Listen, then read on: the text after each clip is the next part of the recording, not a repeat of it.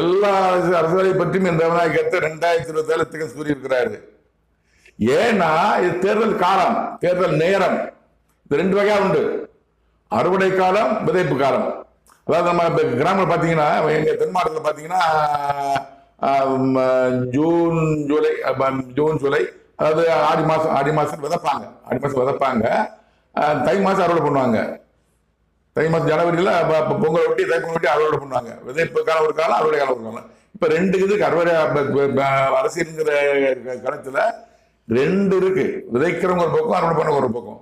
டிஎம்க்கு ஒரு பக்கம் விதைக்கும், இடமுக்கு ஒரு பக்கம் விதைக்கும். அதாவது விவசாயி தன்னோட நிலத்துல விளைஞ்ச நெல்மணியை சேர்த்து வச்சு வீட்டுல இருப்பு வச்சிருந்து, அந்த அறுவடை காலத்துல இருப்பு வச்சிருந்து அந்த விதை காலத்தை விதைப்பாங்க.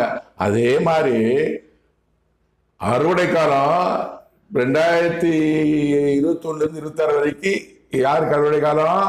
தேமிக்கு அறுவடை காலம்.